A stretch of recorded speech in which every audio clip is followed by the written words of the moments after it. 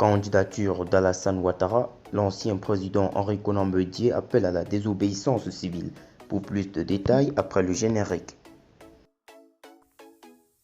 Avant de commencer, n'oubliez pas de vous abonner et d'activer la cloche de notification, car cela va vous permettre de ne plus manquer les prochaines vidéos.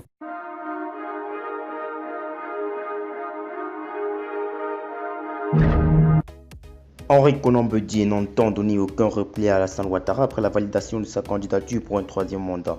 Dans un tweet publié ce dimanche, le président du PDCI appelle à une désobéissance civile contre son adversaire à la prochaine élection présidentielle.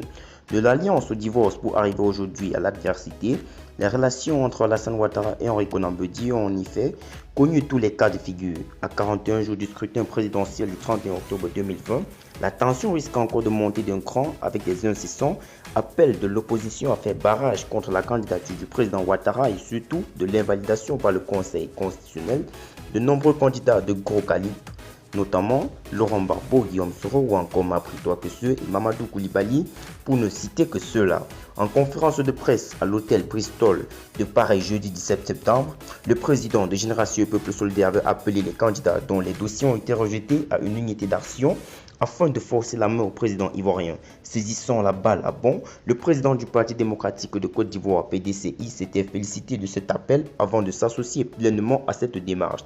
Sur son compte Twitter officiel, le FNINT de Douaoukro a décidé de passer à l'offensive par une action contre son ancien ailier du Rassemblement des Oufoutistes pour la démocratie et la paix. La désobéissance civile s'impose face à la forfaiture d'Alassane Ouattara, a-t-il tweeté. Notons que l'opposition ivoirienne s'est réunie ce 29 septembre 2020 à la maison du PDCI RDA à Cocody, dimanche 20 septembre.